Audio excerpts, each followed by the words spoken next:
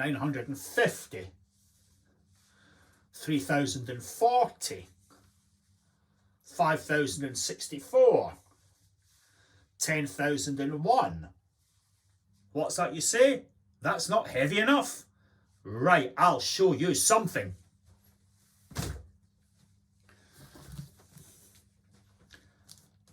Ta-da! The two heaviest objects in the world, and I will lift them.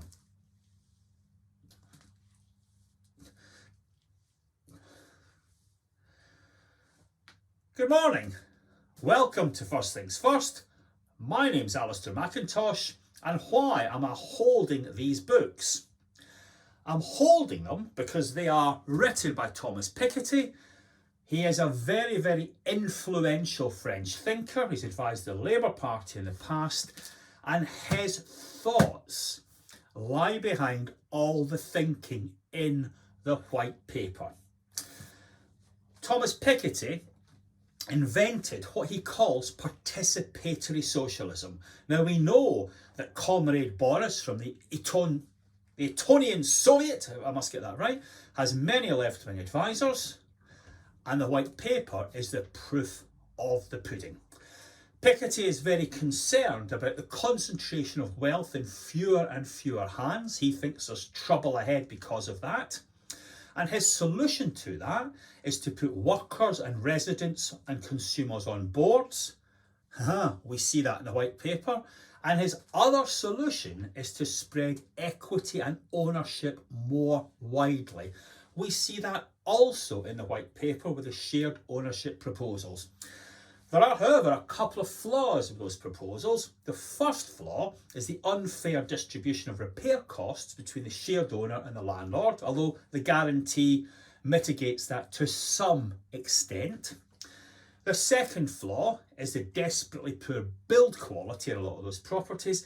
And the third flaw is it makes no difference whatsoever. There will never be enough new homes built by grant to make any impact on inequality in the United Kingdom.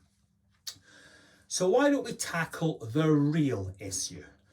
The private rented sector zoomed up by 63% in the 10 years up to 2017, and it is hated. The payments tenants make are dead money, it's fueling resentment, and in the fullness of time that will come back to bite us. We need to sort it out, and fast. What would someone like Piketty do? Well, I think what he'd do is say that rent payments should be converted into equity. Personally, I would adjust the calculation so that the landlord continued to do the repairs, and that was reflected in the equity formula. When the landlord decides to sell the property, then the tenants will benefit from some sort of formula that gives them an equity payment back. Tenants move around a lot. You need some sort of track and trace system in place in order to make the payout. Some people I've shared this idea with have said that's a disaster, Alistair.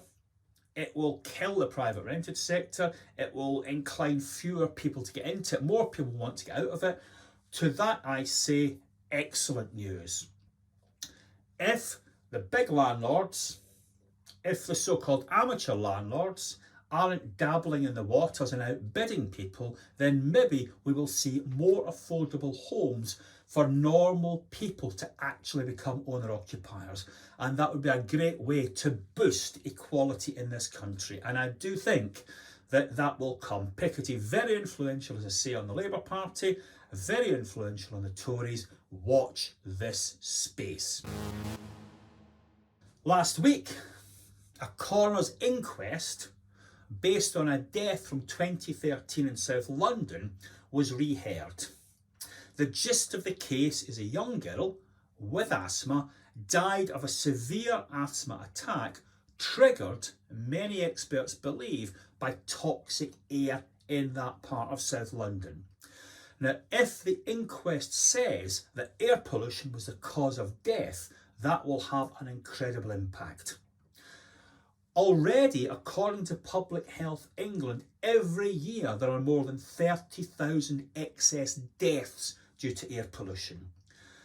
If the inquest does find air pollution as the cause of death, Will we have to get cars off of estates? Will we have to get more cars off of roads? That'll be an incredible disruption. At the moment, around me, lots and lots of people have taken to their cars and vans to avoid COVID, but in doing so are causing another sort of death, and also arguably increasing levels of obesity, which is also a death risk in this country. And you do wonder if over the next couple of months, the police that have been ordering us to stay at home will order us instead to get on our bike and be more active.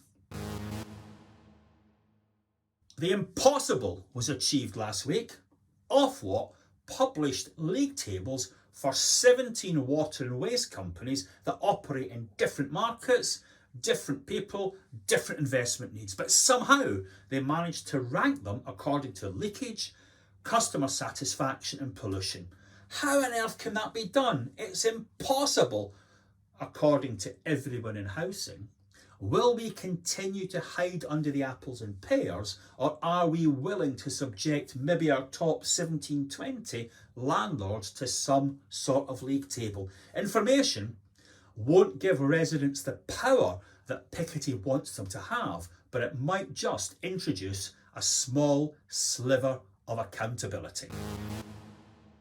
Yo ho ho everyone! A very Merry Christmas!